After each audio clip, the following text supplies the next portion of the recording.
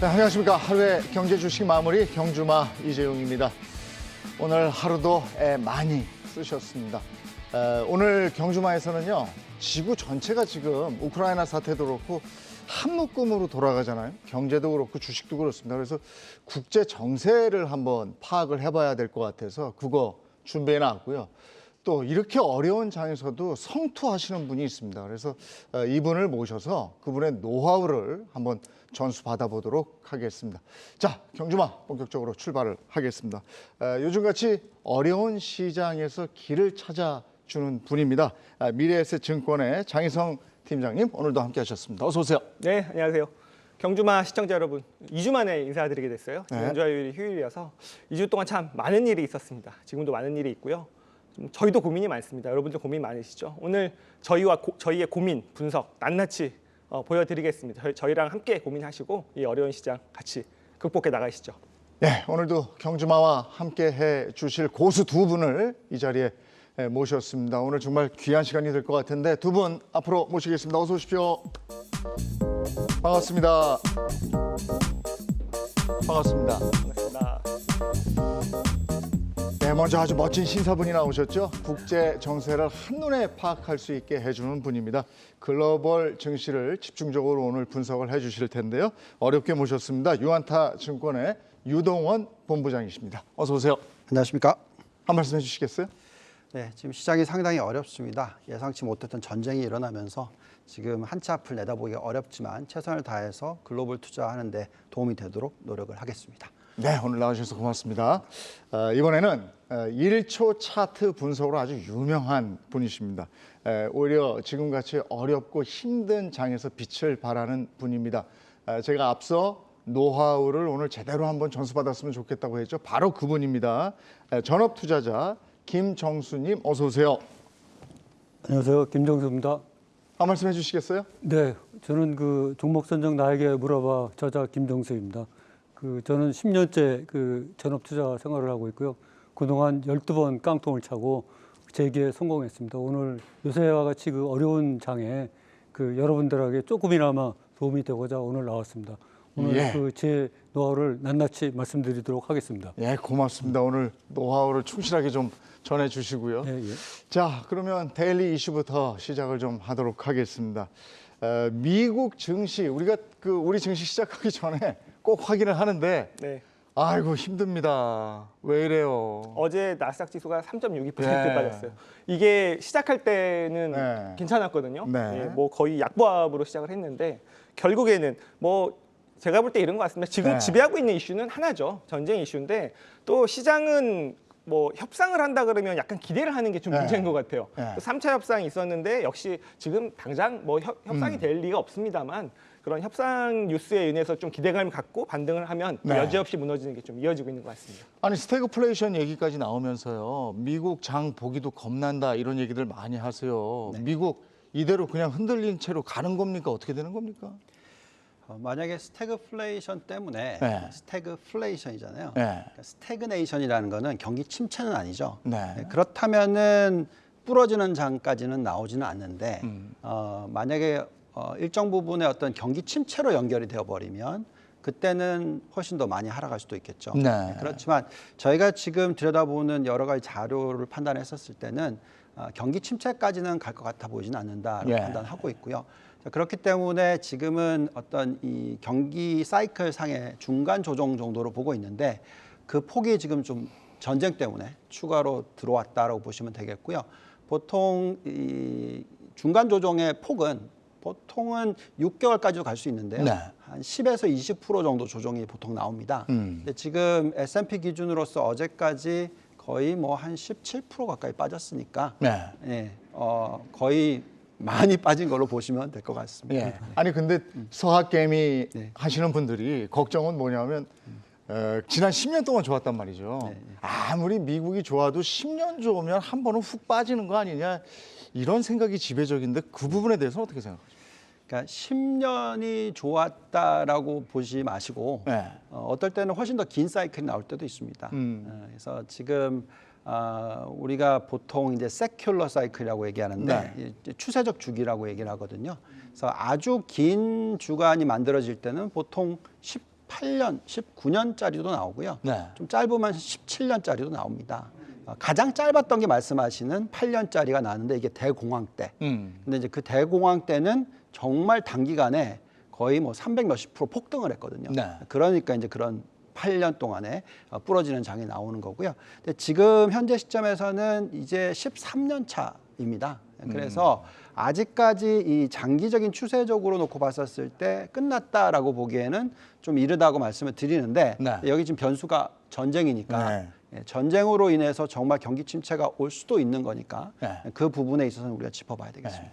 김정수 선생님도 미국에 투자하는 부분이 좀 있습니까? 저는 미국에 투자하는 부분은 없는데요. 네. 과거 10년 동안 제 경험으로 보면 이게 주식시장이 항상 오르내리가 있지 않습니까? 네. 근데 그 바이든이 취임하고 나서 사실은 이렇다 할 그 조정이 한 번도 없었어요. 계속 했는데 제가 오늘도 아침에 보니까 미국 나스닥 선물 지수가 무려 4% 이상 빠졌더라고요. 그래서 제가 바이든 취임 이후 두 번째로 선물 지수가 4%대 빠진 거를 봤는데 제 생각에는 이거는 그 사이클상 2년마다 한 번씩 오는 중간 정도의 조정이다. 네.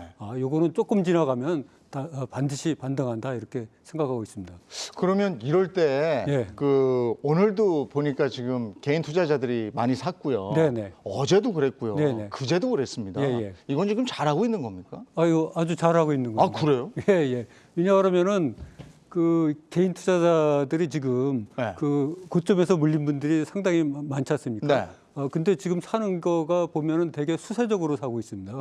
적극적으로 뭐를 사는 게 아니고. 네. 그래서 외국인과 기관들이 팔고 있을 때마다 이렇게 사고 있는데 사실은 우리가 뭐든지 지리지 않으면은 네. 아무 결과도 안 나오거든요. 근데 돈을 갖고 예를 들어서 나는 2,400에 살 거야. 2,000원 가면 살 거야. 이런 분들은 지수가 2,400, 2,000 가도 못 삽니다. 그때는 더 큰 공포 분위기가 조정되기 때문에. 그래서 지금부터 돈이 여유가 있으신 분들은 차곡차곡 사야 이게 나중에 반등할 때 한꺼번에 다 반등을 해갖고 큰 돈을 만들어줄 거로 그렇게 생각하고 있습니다. 그럼 저 개인적인 질문이 있는데요. 김 네. 선생님도 지난 3일 동안 사셨습니까?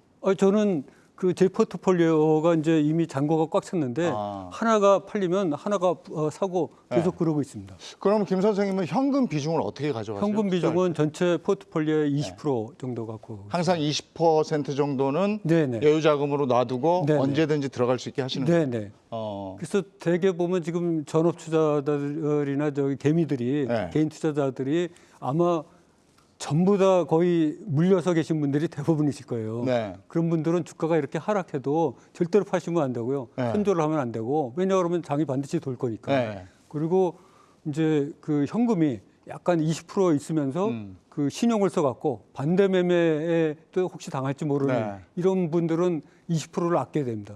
왜냐하면 이게 생명수고 저기 일종의 그 안전판이니까. 네. 그래서 또 떨어질 거에 대비해서 네. 참아야 됩니다. 네. 근데 20% 있으면서 예를 들어서 반대 매매 위험이 전혀 없다.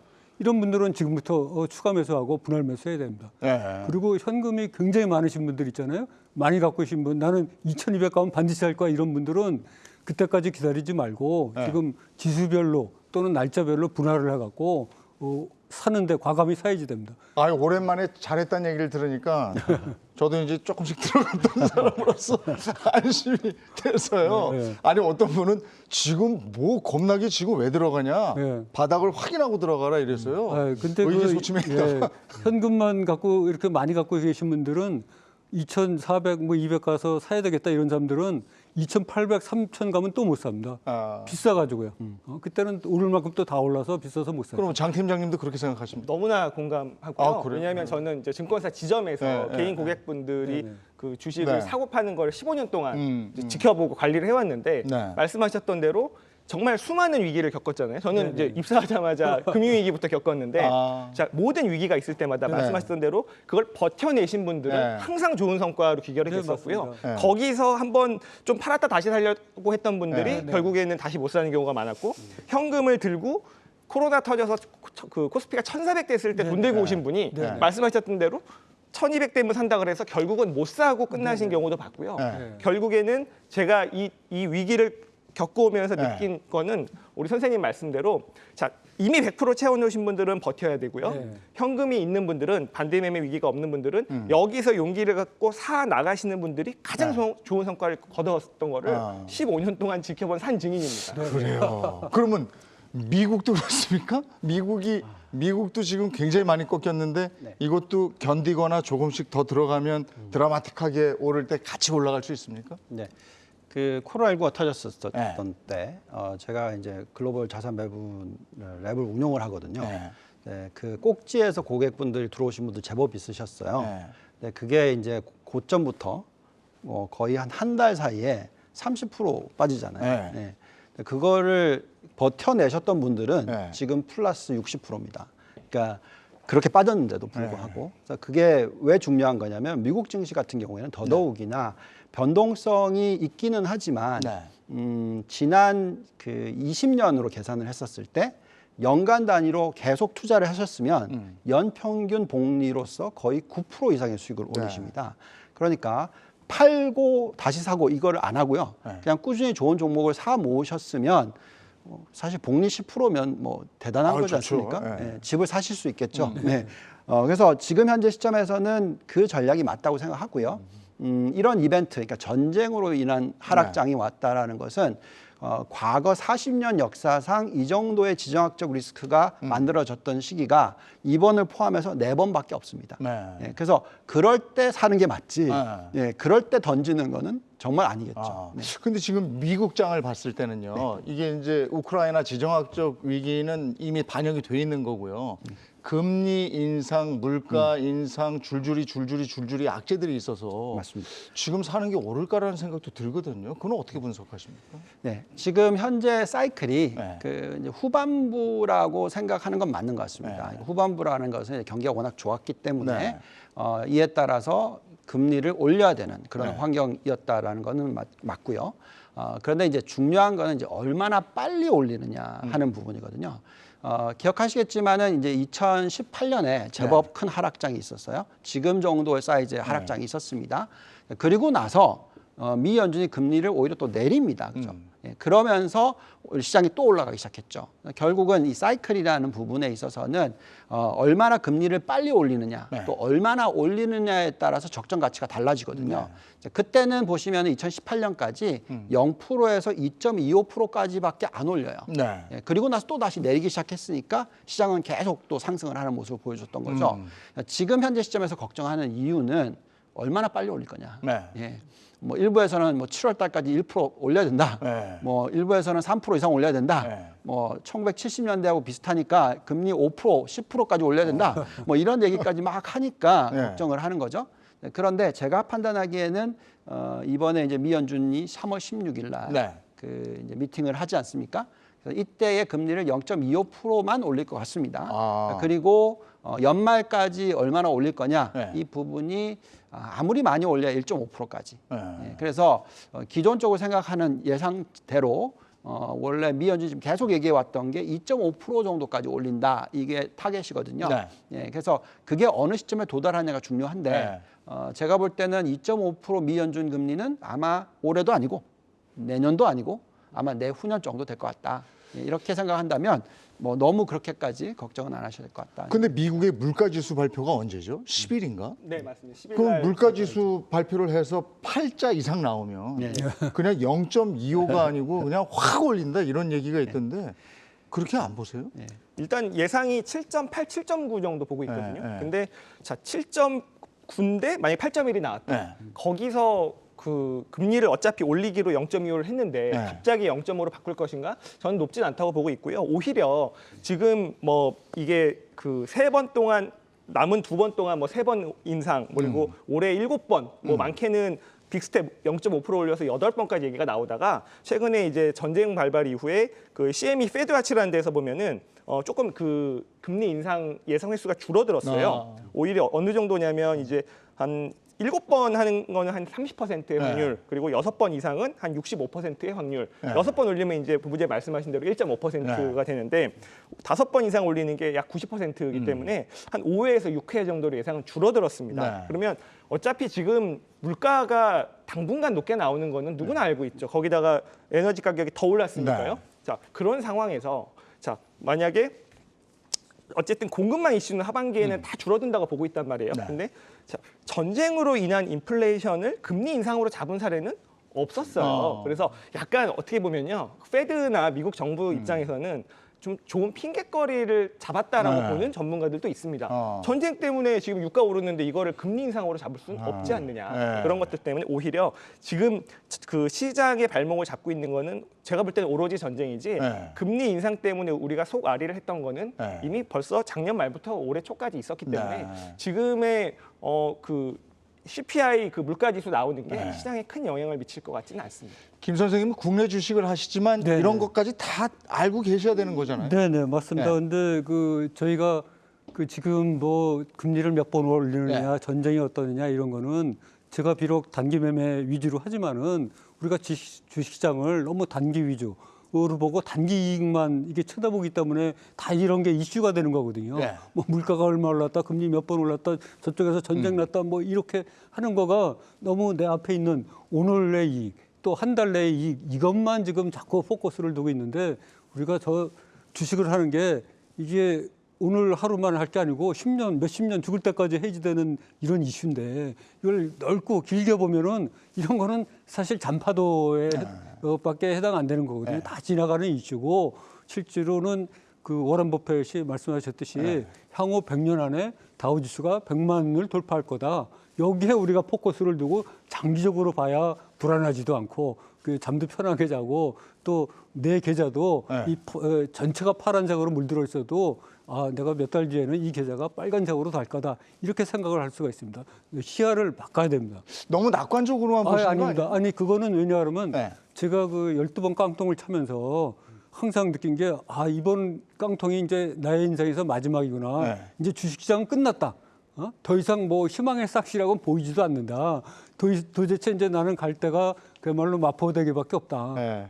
뭐 이렇게밖에 생각이 안 되는 상황에서도 그 시장이 모두 다 살아서 돌아왔거든요. 네. 그래서 이제 저한테도 큰 이익을 줬는데 사실은 이번 폭락장은 어떻게 보면 옛날에 그 우리가 지나가서 잊어버렸지 옛날 그 위기에 반도 안 되는 네. 그런 상황의 폭락입니다. 그러면 김 선생님 그거요. 그러니까 그 김 선생님 단기 투자 위주로 하셨다고 그랬는데 네네. 지금 다들 저 증시에 물려 있는 분들은 네네. 자천 타천 장기 투자 된 거거든요. 네네. 그럼 장기 투자는 어느 정도가 장기 투자인 거고 단기 투자는 어느 정도가 단기 투자인 거예요? 장기 투자는 제가 생각하기에는 최소한 3년 내지 5년 이상 하면서 3년 이상 보시는 거예요? 네, 그 10년 이렇게 보고 해야지 되는 건데 제가 이제 그 작년 11월에 책을 출간하고 나서 많은 개인 투자자들하고 이렇게 얘기를 하다 보니까 네. 우리나라 분들은 2달도 장기 투자로 생각하시고 예. 심지어는 2주를 장기 투자로 생각하시는 저도 한 분들도 3개월이면 있더라고요. 장기 투자 아닌가? 그렇게 장기 예. 그래서 실제로 우리나라 분들은 말씀은 장기 투자하신다고 하는데 예. 실제로 90% 이상이 제 생각에는 단기 투자, 단기 매매 수익 위주의 투자를 하고 계신다. 제가 이렇게 생각하고 있습니다. 본부장님은 장기 투자의 기간을 지금 공감하시는 끄떡임이었습니까? 한 3년 보시는 거예요? 더 깁니다. 아, 더 길어요? 네. 미국으로 저는 이제 미국 투자를 대부분 하니까 네. 아까 말씀드렸듯이 사이클이 네. 길면은 17년, 18년도 간다고 말씀드렸잖아요. 네. 워런 버핏 스타일을 보시면 네. 가치 투자라는 것은 싸 보이는 종목이 있으면 계속 사 모으는 전략이거든요. 미국 투자는 그게 정석이었습니다. 그래서 뭐 여태까지 보면 항상 저평가된 종목을 골라내고 또 타이밍에 맞춰서 적절한 업종을 투자를 하고 그러니까 이런 것들을 계속 해 오셨으면 뭐 당연히 뭐 연 수익률 10% 이상을 올릴 수 있는 그런 환경이었었기 때문에 네. 물론 한 번씩 50% 이상 폭락장이 옵니다. 네. 그 구간이 보통 길면 2년 걸리거든요. 네. 그때를 좀 빠져나와 있으셨으면 사실 10%가 아니라 뭐 연 30%의 수익도 내셨었겠죠. 예, 그렇지만 어쨌든 그래도 길이는 제가 볼 때 아무리 짧아도 10년 이상으로 보시는 게 아, 그렇군요. 예, 장기 투자가 맞습니다. 제가 이재용 아나운서 3개월의 장기라 그래서 제가 경험을 좀 실패했는데 또 물린 주식은 또 한 1, 2년 갖고 계시죠? 아우, 계속 가지고 있어요. 자, 좋은 주식 하나 고르셔가지고 최소 한번 3년 들고 가실 좀 한번 골라보시면 좋을 것 같아요. 3년. 그런 안목이 생기게 하기 위해서 저희 경주마가 계속 그렇죠. 달려가고 있는 거죠. 근데 아까 이제 저희가 금리 인상 얘기했는데 금리 인상하고 우리가 주식 담을 만한 주식 뭐 이렇게 매칭해서 한번 얘기해 주시겠어요? 수혜주가 있을 거 아니에요? 금리 인상 수혜주가. 보통 사실 금리 인상 수혜주로 금융주들을 많이 보시는데 네. 저는 좀 그거에 대해서 다른 얘기를 좀 해드리면 이게 금리 인상이 됐을 때 금융주가 좋다라는 논리는 이게 사실 그걸 보셔야 장단기 금리 차이를 보셔야 되는데요. 네. 왜냐하면 보통 저희가 장단기 금리 차이는 10년물과 2년물 이제 미국 국채 금리로 말씀을 드릴게요. 그거의 차이로 많이 보는데 사실 그게 지금 0.2% 수준까지 붙었어요. 네. 근데 왜 그게 벌어질수록 금융주한테 좋다? 왜 그러냐면 은행들은요 단기 금리로 예금 금리를 주죠. 네. 그리고 장기 금리로 대출 금리를 받습니다. 그래서 아주 쉽게 생각하면 예대 금리 차이라고 보면 되는데 그게 지금 0.2까지 붙었단 말이에요. 네. 근데 작년에 미국의 금융주들 너무 좋았죠. 네. 그게 1%까지 벌어졌었어요. 네. 근데 그게 0.2%까지 붙었는데 극단적으로 그게 0이 됐다고 볼게요. 네. 그러면은 은행 입장에서는 대출을 해주고 남는 게 없는 겁니다. 그래서 그러면은 그게 장단기 금리 차이가 역전이 되면 은행이 대출을 안 하겠죠. 그래서 그거를 경기 침체의 시그널로 네, 보거든요. 네, 그래서 네. 지금 그 금리 인상 관련해서 금융주가 저는 수혜주라고 보고 있지는 네. 않고 오히려 금리가 인상이 되고 자 인플레이션이 가속화되는데 저는 이 세 가지로 보고 싶어요. 첫 번째는 인플레이션의 그 수혜주가 있겠죠. 근데 이미 많이 올라 있습니다. 네. 조심할 부분이 있죠. 네. 인플레이션의 피해주가 있습니다. 네. 그럼 많이 빠져 있지만 실적이 망가지겠죠. 네. 근데 인플레이션이랑 상관이 없는데 빠져 있는 주식이 있을 수 있겠죠. 그게 저는 투자 대상이 아닌가 이렇게 생각을 하고 있습니다. 그게 뭡니까? 기본적으로 물가 상승이랑 전혀 상관없이 네. 가격을 올리고 있는 빅테크 기업이죠. 아. 마이크로소프트나 테슬라 같은 기업들이 지금 경쟁력이 있는, 가격 경쟁력이 있는, 내가 정할 수 있는 그렇죠. 시장에서. 그렇죠. 지금 다 네. 가격을 올리고 있는데 소비자든 안 쓸 수가 없는 네, 그런 기업들을 골라내시면 좋을 것 같습니다. 지금 일례로 니켈 가격이 급등을 하다 보니까 이게 지금 우리나라도 오늘 전기차 소재주들이 많이 빠지고 있어요. 네. 니켈이 어쨌든 대부분은 스테인리스 강을 만드는 데 쓰인다고 하지만 그게 고순도 니켈은 2차 전지 재료로 쓰이거든요. 네. 양극재 재료란 네. 말이에요. 그러다 보니까 이거에 대한 원자재 가격 부담을 안고 2차 전지 소재주들이 빠지게 네. 되는데 그거랑 전혀 무관한 기업, 대표적인 게 일단 소프트웨어 기업들이죠. 근데 그런 기업들은 또 미국에 많이 있단 말이에요. 네. 그런 것들을 골라내시는 네. 좀 안목을 기르시면 될 것 같습니다. 자, 니켈 말씀하셨으니까 지금 우리 이슈에 원자재가 포함이 되어 있으니까요. 원자재에 대한 얘기하죠. 저는 오늘 뉴스를 보고 깜짝 놀란 게 니켈이 60% 이상 올랐으면 네. 니켈에 투자한 사람들은 다 큰 부자가 된 줄 알았어요. 그랬더니 니켈 곧버스에 투자한 분들이 아니 그것도 뭡니까? 그러게 이제 하락에 베팅을 한 거죠. 네. 네. 그죠? 근데 곧버스니까 이제 2배겠죠. 아니 근데 이런 장에서 어떻게 원자재 하락에 투자하는 상품이 나옵니까? 난 그것도 또 신기하더라고요. 그렇죠. 그건 저도 좀 신기한데요. 상품이야 얼마든지 만들 수 있는 건데 네. 이제 거기에 이제 투자를 하는 게 문제가 되겠죠. 네. 그러니까 제가 그 헤지펀드 매니저를 좀 제법 오래 했었고 네. 리서치 센터장도 오래 했었는데 제가 옛날에 다녔던 이 M사, 네. M사에서 지금은 이제 안 계시지만 굉장히 큰 자금을 운영하셨던 분이 계신데요. 네. 그분도 마찬가지로 이 석유 관련해서 네. 석유 주식을 산 게 아니라 석유 자체를 네. 예, 투자를 하신 적이 있으시다는 책을 쓰셨어요. 네. 근데 그게 정말 유일하게 엄청난 손실을 봤다. 네. 예. 가격이 더 올라가면 안 되는데 더 많이 올라갔더라. 네. 지금 보시면은 유가도 기억하시잖아요. 아니 마이너스 유가가 말이 됩니까, 그죠? 네, 네. 예, 예, 그걸 가지고 있기 때문에 비용을 줘야 되니까 마이너스. 뭐. 그게 기억이 나는데 지금 이게 130달러 이상 간다니까 이게 어디에 장단을 맞춰야 되나? 그러니까 그래서 그런 상황에서 이거는 워낙 레버리지라는 게 많이 걸리는 상품들이에요. 원자재라는 것은. 그래서 예를 들어서 내가 돈이 1이 있는데 네. 거의 30배까지 투자가 가능해지는 거거든요. 그러다 보니까 기관들이 굉장히 단기 위주로 투자를 많이 합니다. 뭐 개인이 할 게 아니네. 그렇죠. 그래서 절대로 원자재는 원자재에 한해서 네. 원자재에 대한 직접 투자를 하시는 거는 네. 굉장히 단기 위주. 아. 예, 그래서 방향성을 보시고 나는 한 달 안에 투자를 하고 빠져나올 거다. 네. 뭐 이런 식으로 내가 틀렸다. 그럼 빨리 팔고 나오셔야 되는 거죠. 아. 예, 그래서 이런 상품은 ETF라도 하더라도 네. 오랫동안 들고 계시는 게 아니고요. 오히려 반대로 어떻게 하셔야 되냐면 그런 광물을 캐는 기업들 그리고 상대적으로 코스트가 얼마고 얼마에 팔 수 있고 그러니까 이런 구조가 만들어진 기업에 투자를 하시는 게 네. 훨씬 더 안정적인 수익을 올릴 수가 있기 때문에 네. 저는 항상 얘기를 하지만 그런 기업에 투자를 하셔야지 네. 직접 투자를 하지는 마시라고 말씀드리고 싶습니다. 이렇게 원유하고 원자재가 급등하고 이럴 때는 어떤 주식 들어가야 됩니까? 예. 저희가 지금 아까 그 니켈 관련해서 크게 손해를 본 이유가 자꾸 예측을 해서 주식을 이제 이런 뭐 투자를 하기 때문에 그렇거든요. 이게 어떻게 될 거다, 뭐 네. 저렇게 될 거다 그랬는데 이 예측이라는 게 사실은 미래학자도 미래를 예측을 못하고 네. 맨날 틀리는데 이걸 예측을 해서 투자를 하면은 위험에 내 자신을 모두 다 노출시키는 겁니다. 네. 그래서 저는 그 주식의 그 원칙이 주식을 매매하는데 네 가지 방법이 있는데 싸게 사서 비싸게 파는 거하고 비싸게 사서 비싸게 팔고 또 뭐 비싸게 사서 싸게 팔고 싸게 사서 싸게 파는 네 가지 방법이 있는데 저는 항상 비싸게 사서 비싸게 팔아야 된다. 비싸게 사서. 왜냐하면 비싸게 살 이유가 뭐를 확인하고 사실을 확인하고 이게 드디어 담보고 믿을만하다.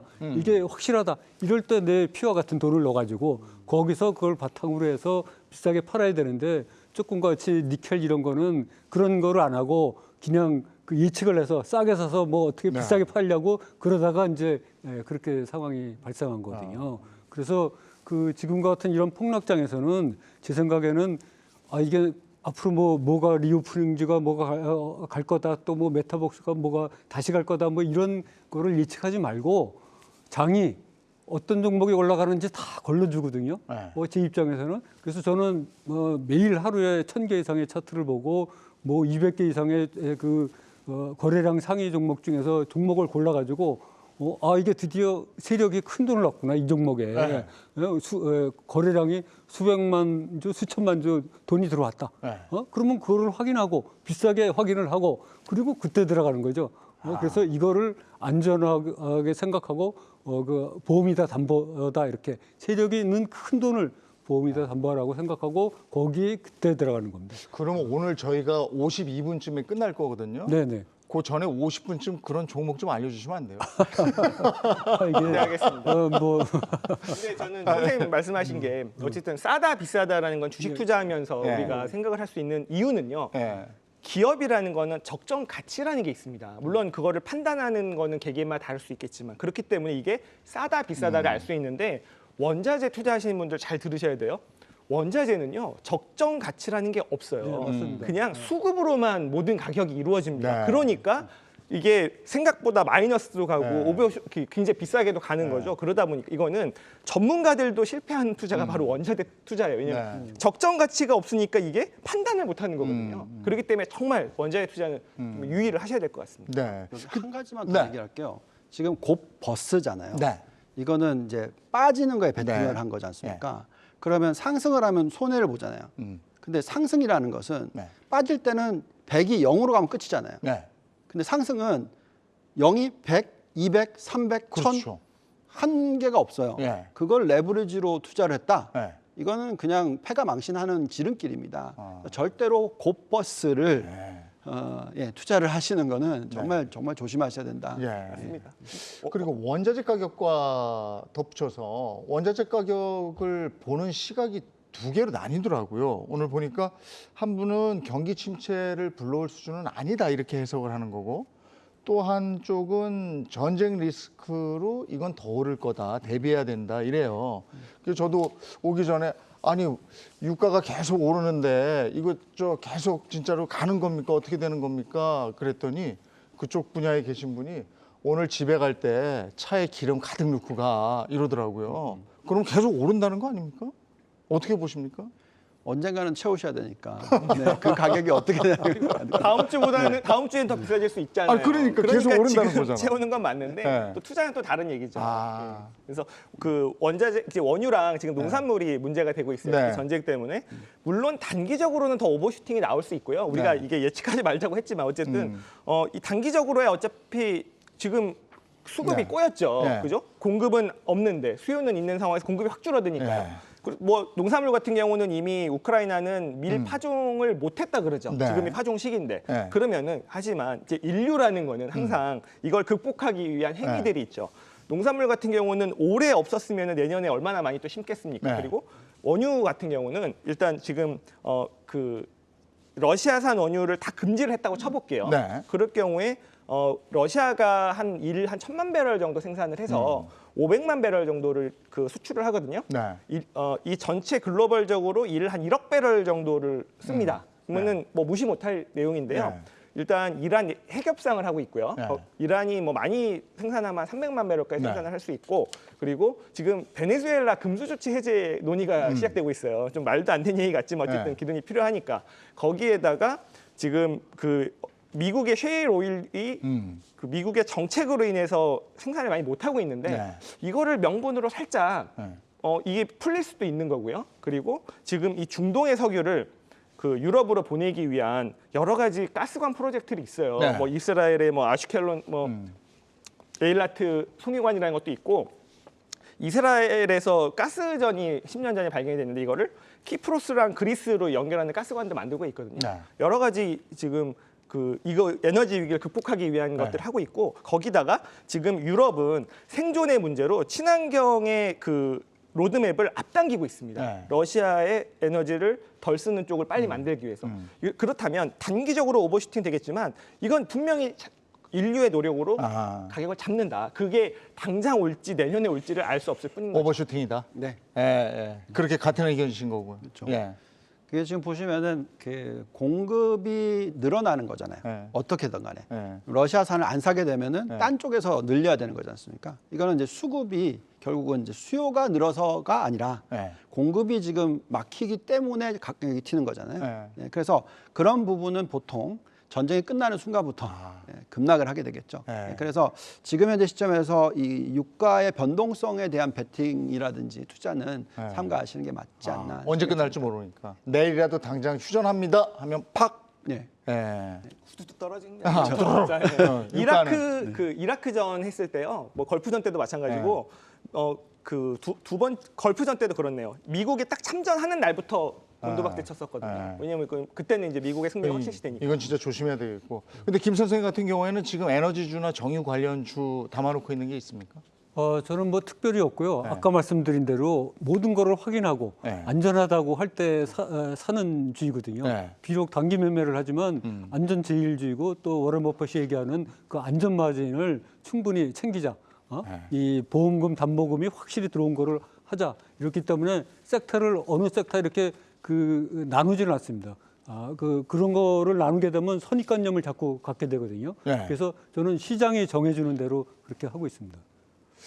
그러면 지금 이 기름 관련해서 네. 그 에너지 이런 주식을 지금 따라가고 하면 안 되잖아요. 네. 근데 천연 가스 같은 거 있죠. 네. 그다음에 미국의 셰일 가스 같은 거 있죠. 이런 쪽은 어떻게 보세요? 나쁘지는 않습니다. 근데 저희는 이제 어떻게 보고 있냐면 종목을 골라내기 어려울 수가 있잖아요. 누가 더 많이 생산을 하고 누가 더 많이 팔지 정확한 정답은 없으니까. 그래서 이럴 때는 ETF를 활용하시는 게 좋죠. 그래서 미국의 가장 대표적인 ETF가 있어요. 그러니까 석유를 시추하고 찾아다니고 이런 그 관련된 기업을 투자를 하고 하는 게 이제 XOP라는 게 있습니다. 네. 그래서 이게 이제 S&P 그 오일 앤 가스 엑스플로레이션 네. 뭐 투자 이런 ETF입니다. 그래서 저희는 이제 적정한 가치가 얼마나 되는지 현재 유가도 넣고 뭐 여러 가지 부분을 놓고 봤었을 때 아직까지 저평가되어 있다 이렇게 판단이 되고 있기 때문에 유가 관련주를 갖다가 뭐 다 사라는 게 아니라 저희는 이제 글로벌 포트폴리오 중에서 중에서 에너지 관련을 네. 전체의 한 25% 정도는 들고 가야 된다라고 생각하고 있거든요. 예, 그래서 그 중에서 일정 부분. 근데 이제 에너지라는 게 석유만 있는 게 아니라 네. 뭐 아시겠지만 여러 다른 것들이 있잖아요. 네. 뭐 특히 요즘에는 신재생 에너지 얘기를 많이 네, 하고 네, 있고 아까 말씀하셨는데 음. 유럽 쪽에서는 그쪽이 더 중요할 거고요. 그래서 잘 분산 투자를 하는데 네. 유가 딱만 놓고 보면 미국의 XOP 같은 ETF는 투자할 만한 가치가 있다. 뭐 그 이외에 네. 종목들도 좀 뽑아 보면 저는 그 코노코필립스라는 종목이라든지 네. 뭐 또 몇 개를 좀 뽑아 코노코필립스 이외에도 네. 컴스톡 리소스스 뭐 대번 에너지 뭐 이런 종목들이 있습니다. 그래서 한번 좀 찾아보시면 네. 상대적인 저평가는 얼마든지 우리가 판단할 수가 있으니까 노력을 해보시는 건 나쁘지 않을 것 같습니다. 이름이 좀 어려워가지고. 네. 코드로도 있습니다. 네. 아니 김 선생님은 신재생에너지 쪽도 담은 거 없어요? 예, 한참 얘기 나오는데 지금. 그런 이제 제가 왜 그런 거를 안 하는 네. 그러면요. 그 얼마 전만 해도 그 메타버스다, 네. 뭐 NFT다, 뭐 2차 전지다, 자율주행이다, 뭐 네.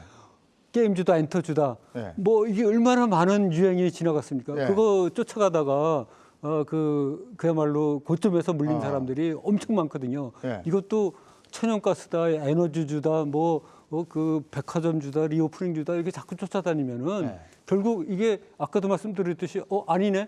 네. 이러는 순간 이게 다 이제 리스크가 되면서 손해로 다가오는 거거든요. 네. 그래서 우리가 절대로 그런 그거에 대해서 선입관념을 갖지 말고 미리 정하지 말고 시장이 골라주면 그때 확인하고 그때 확인하고 들어가는 것이 정답이다 이렇게 생각을 합니다. 주로 어떤 걸 담고 계세요? 저는 그 매일 아까도 말씀드렸듯이 1000개 이상의 차트를 보고 200개, 300개 이상의 종목에서 고르기 때문에 그런 종목들이 좋은 종목들이 하루에 뭐 1개 이상 뭐 수두룩하게 쏟아져 나오거든요. 네. 근데 이제 제 포트폴리오 관리상 제가 10개 종목으로 분산을 하고 그리고 그것도 사회에 나눠서 네. 이렇게 분할 매수하고 네. 또 계좌도 4개로 분류하고 이런 해서 시스템적으로 관리를 하고 있습니다. 그렇기 네. 때문에 그 하루에 1개만 좋은 종목이 나와도 그 1년이면 250개가 나와요. 네. 근데 제가 담을 수 있는 건 40개밖에 없잖아요. 네. 그러니까는 이 250개 중에서도 고르고 골라야지 살 수가 있습니다. 종목이 아주 넘쳐나죠. 아니 개인이 투자를 할 때 네.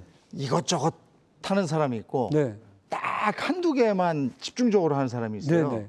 몇 개 개인이 투자를 할 때 몇 개 종목 정도를 가지고 관리하는 게 좋다고 생각해요. 제 생각에는 경험상 한 10개 정도가 10개. 관리 가능한 수준인 것 같습니다. 10개가 넘으면 또 관리가 힘들고 이렇게 한두 개로 하면은 그 굉장히 리스크가 크죠. 네. 그래서 우리가 그 자기의 그 피 같은 돈을 목숨을 거기다 걸 수는 없는 것 같습니다. 네. 그래서 이제 제가 그 최근 일주일에도 그러면 요새 같은 폭락장에도 그럼 좋은 종목이 나오나? 네.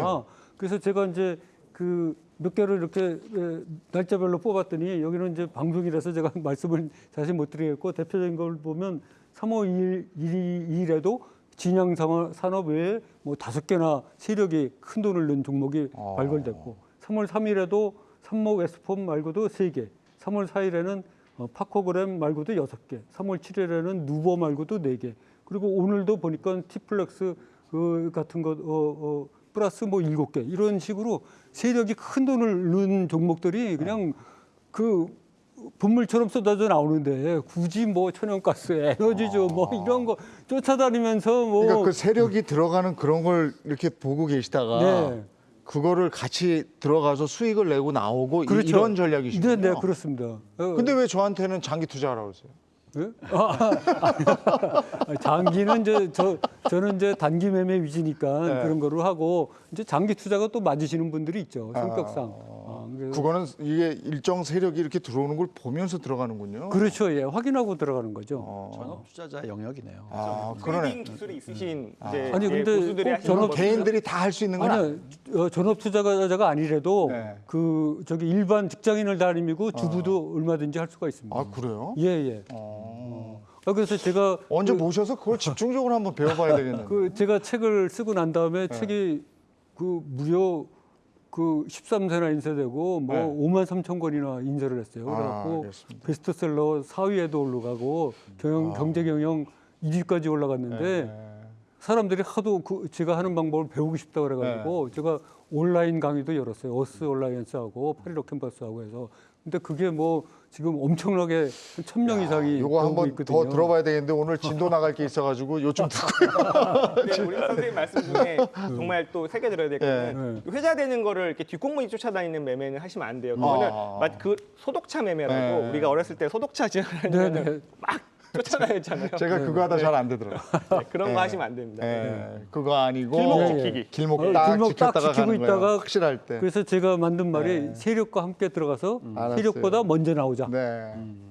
아까 이제 ETF 얘기 잠깐 해주셔서요. 우리가 저 미국 서학개미들이 미국에 대표적으로 들어가 있는 ETF QQQ 네. 얘기를 안 할 수가 없는데 네. 이거 그렇게 공매도를 한다고 그래요?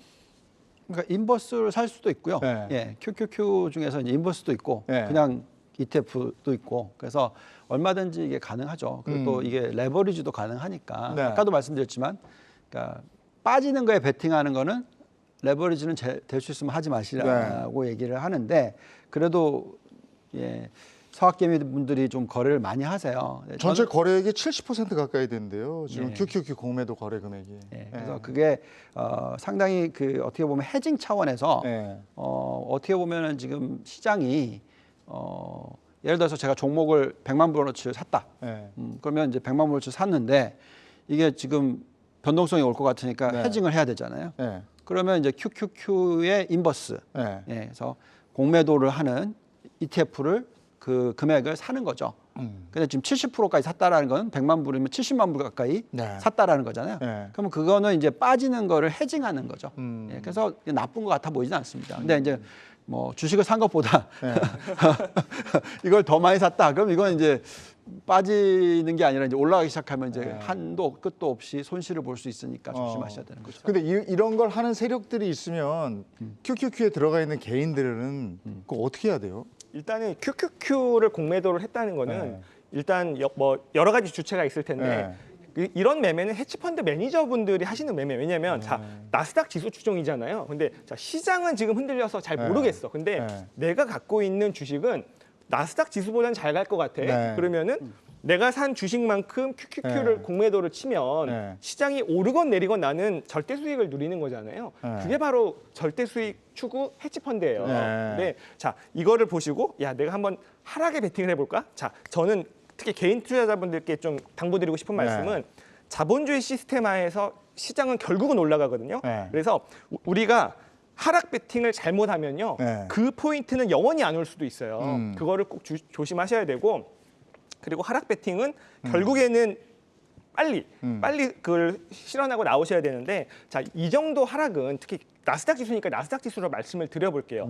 우리가 지금 10년 넘는 랠리라고 하지만, 자 오늘 아마 빠진 게 고점에서 한 20% 정도 빠졌을 거예요, 나스닥이. 근데 아까 2018년 말씀해 주셨는데 2018년에 한 24% 정도 나스닥 지수가 빠졌었습니다. 근데 자 24% 빠진 다음에 어떻게 됐죠? 급반등을 했어요. 그래서 결국에는 그때보다 지수는 거의 뭐 2배 가까이 올라 있는 상황이기 때문에 이런 투자를 잘못하셨다가는 회복을 못할 수도 있는. 그래서 꼭 조심하셨으면 좋겠다. 그리고 이 영역은 전문가의 영역이다라고 꼭 말씀드리고 싶습니다. 알겠습니다. 그러면 버핏이 샀다고 해서 화제가 된 종목이 있어요. 뭐 옥시덴탈인가? 이게 대형 석유 회사라면서요? 네, 옥시덴탈 페트롤리움이라는 회사죠. 주가가 상당히 많이 올라갔습니다. 그래서 이제 많은 분들이 이 관련주들에 대해서 관심을 가지고 얘기를 하시는데 저는 이제는 이 종목은 좀 조심해야 된다고 생각을 하고 있어요. 아, 버핏이 전에 산 거죠? 지금 산 게 그렇죠. 아니죠? 예, 그래서 지금 현재 저희는 이제 제가 아까 말씀하셨는데 우리가 그 롱 종목이 있고 숏 종목이 있어요. 헤지펀드를 하시는 분들의 입장에서는 그래서 상대적인 가치를 판단을 하잖아요. 근데 이제 워런 버핏의 투자 스타일은 그냥 롱 종목을 골라내서 투자를 하는 겁니다. 예, 그래서 이 옥시덴탈 이 회사가 굉장히 저평가되어 있었었겠죠. 계속 사 모으셨을 때는. 근데 지금은 이제 그게 주가가 터진 확 거죠. 튀었으니까. 네. 그래서 지금 다른 종목들이랑 좀 비교를 해보면 네. 지금 다른 아까 말씀드렸던 종목들 말씀드렸잖아요. 뭐 캄스톡 리소스라든지 뭐 대번 에너지라든지 코노코필립스라든지 네. 뭐 이런 종목들 대비해서 굉장히 고평가돼 있어요. 이 자기 자본 대비해서 5배 이상에 거래되고 있습니다. 예. 그래서 그만큼 비싸기 때문에 이걸 워런 버핏이 샀다. 그래서 아. 쫓아가시는 건 하지 마시고 예. 아까도 말씀드렸지만 예. 욕심을 너무 많이 내지는 마시고 이것도 또 따라가면 ETF를 사시는 게 더 낫다. 네, 혹시나 아니면 종목을 예. 분석하실 수 있는 역량이 있으시다면 네. 예, 저평가되어 있는 종목을 사는 게 맞다 예. 말씀드리겠습니다. 워렌 버핏처럼 네. 김 선생님도 이렇게 들어갔는데 네. 소위 얘기해서 빵 터진 거 네. 그런 건 어느 정도까지 수익이 났습니까? 저는 이제 단기 매매 위주로 하다 보니까는 그 가벼운 종목은 플러스 10%, 그리고 무거운 종목은 플러스 5%가 되면 무조건 판다 일단. 그걸 예. 정해 놓으셨군요. 예, 영역이 틀립니다. 이렇게 좀 중장기 투자하는 거하고 틀리고 영역이 틀리고. 근데 손절은 그럼요. 손절은 제가 이제 그 물려도 반드시 살아나올 수 있는 종목만 사는 거를 원칙으로 했거든요. 그래갖고 무손절을 원칙으로 하면서 네. 세력이 이탈할 때만 네. 손절을 하고 있습니다. 네. 이 손절은 제가 개인 투자자들 중에서 제일 많이 한 사람 중에 한 명일 텐데요. 네. 제가 2019년 2월 말에 하루에 5억 4천만 원도 손절하고요. 아유. 그리고 저기 코로나 사태 때는 네. 모두 3억 5,600만 원도 손절하고, 그래서 손절 누적액만 11억입니다. 개인 투자자지만. 그래서 코로나 때 떨어지니까 손절하신 거예요? 네네. 신용을 그리고 많이 이렇게 써가지고 막 올랐잖아요. 아니요, 이제 떨어질 때 포지션을 갖고 있었으니까 신용을 많이 쓰고 있었으니까 이제 그때 손절을 한 건데, 그러면서 깨달은 게 주식에서는 물려도 살아나올 수 있는 종목을 사는 게 제일 중요하다. 그리고 버텨라. 예, 그리고 버텨라. 네. 워런 버핏도 제일 원칙이 돈을 잃지 않는 거지 않습니까? 네. 저도 그래서 절대로 돈을 잃지 않을 종목만 들어가고 있습니다. 그러면 오늘 육자 그린 삼성전자 버팁니까? 그러면 확실히 갑니까?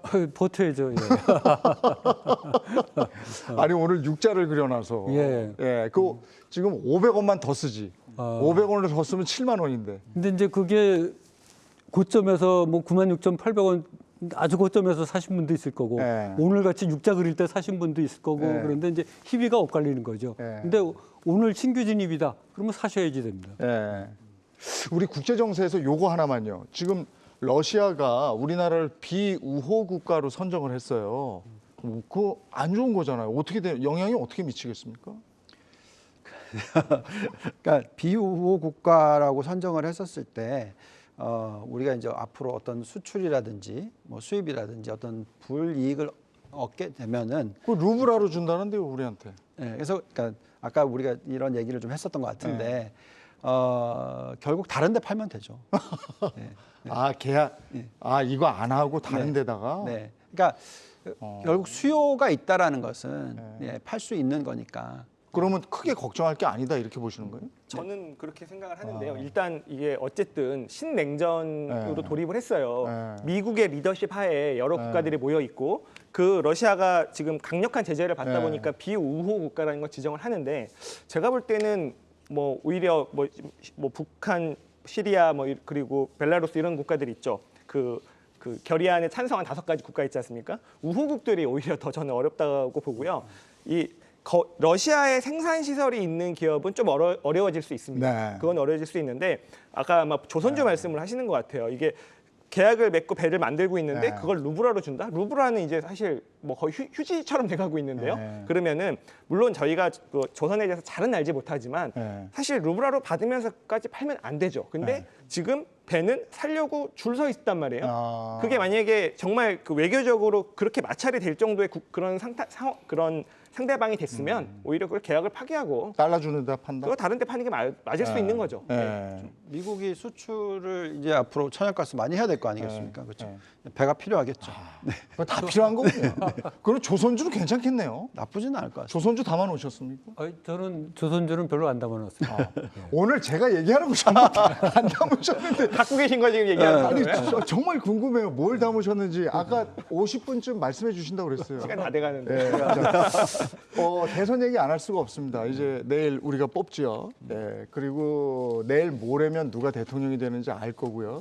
근데 대선 관련해서도 그렇지만 3월 10일 날 더 중요시 되는 게 이제 증권가에서는 쿼드러플 위칭데이 네. 이런 게 있더라고요. 예, 이거 설명 한번 해주시겠어요?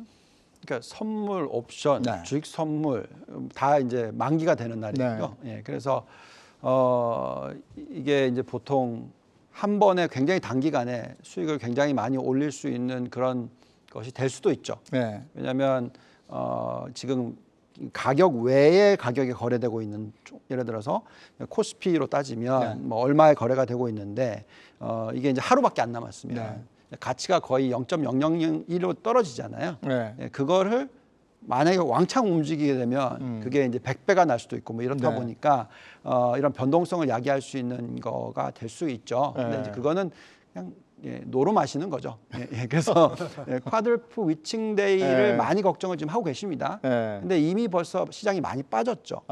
그래서 실질적인 그 날에 어떤 엄청난 폭락이 오기에는 좀 어렵지 않을까 이렇게 생각이 드는데 지금 외국인들이 그 어느 정도의 포지션을 갖고 있느냐에 따라서 그러니까 선물 옵션 중에서 하락 베팅을 했느냐 아니면 상방향 베팅을 했느냐 하는 부분이 좀 걸리긴 합니다. 그래서 지금 외국인들이 계속 지금 주식을 팔고 있는 건 사실이라서 변동성은 어쩔 수 없다고 생각을 하고요. 네. 근데 만약에 그래서 왕창 더 떨어뜨렸다. 그러면 이제 투자자들의 입장에서는 그거는 이제 굉장히 단기간에 갑자기 빠뜨린 거기 때문에 바로 회복하게 되죠. 그래서 그때를 또 투자 기회로 삼는 게 더 중요하겠죠.